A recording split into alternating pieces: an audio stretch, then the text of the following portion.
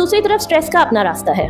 जब हम बहुत ज़्यादा परेशानी का शिकार होते हैं, वो किसी भी वजह से हो सकती है, वो किसी रिश्ते की वजह से परेशानी का शिकार होते हैं, किसी खास जिम्मेदारी की वजह से हम मुसलसल स्ट्रेस में रहते हैं, या फिर आप कारोबार की वजह से, जॉब की वजह से परेशान होते हैं। इसमें कई तरह की परेशानियाँ होती हैं, माली तंगी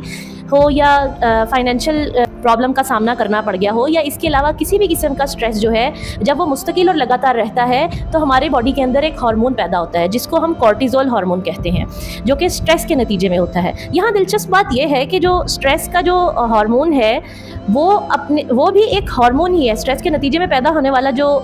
केमिकल है वो भी एक हार्मोन है जिसे हम कॉर्टिजोल कहते हैं। और ये कॉर्टिजोल हार्मोन जो है, हम जब ये कहते हैं कि ये मसला हार्मोनल है तो ये एक ही बात है, यानी हार्मोनल इम्बैलेंस हो या स्ट्रेस की वजह से जब कॉर्टिजोल पैदा होता है, ये दोनों एक ही सिलसिले के दो हिस्से हैं, हम इनको अलग नहीं रख सकते। लेकिन लोगों को ये समझने में बाज़-औक़ात मसला आता है कि ये हार्मोनल इम्बैलेंस है या स्ट्रेस की वजह से कुछ हो रहा है। जब कॉर्टिजोल लंबे अरसे तक बढ़ता रहता है, पैदा होता रहता है जिस्म में स्ट्रेस की वजह से, यानी कि जब हम मुस्तकिल स्ट्रेस का शिकार रहते हैं तो हमारे जिस्म में मुस्तकिल तौर पर कॉर्टिजोल बनता रहता है। तो इस कॉर्टिजोल के बनने की वजह से हमारे जिस्म के अंदर दीगर जो हार्मोन्स हैं, जो जिस्म के दीगर फंक्शंस के लिए ज़रूरी होते हैं, उनका भी इम्बैलेंस नज़र आता है, उनका तवाज़न बरकरार नहीं रहता, जिसकी वजह से हमारे बालों की ग्रोथ मुतासिर होती है, हमारे नाखून मुतासिर होते हैं, हमारी जिल्द मुतासिर होती है, हमारा हाजमा मुतासिर होता है, हमारी एक्टिविटी डेली लाइफ की जो हमारे लिए चुस्त रहना ज़रूरी होता है, एक्टिव रहना ज़रूरी होता है, वो सब के सब अवामिल जो हैं इस सब से मुतासिर होते हैं। तो यहाँ पर एक बात समझना ज़रूरी है कि स्ट्रेस की वजह से कोई इशू आए या हार्मोनल इम्बैलेंस की वजह से कोई इशू आए,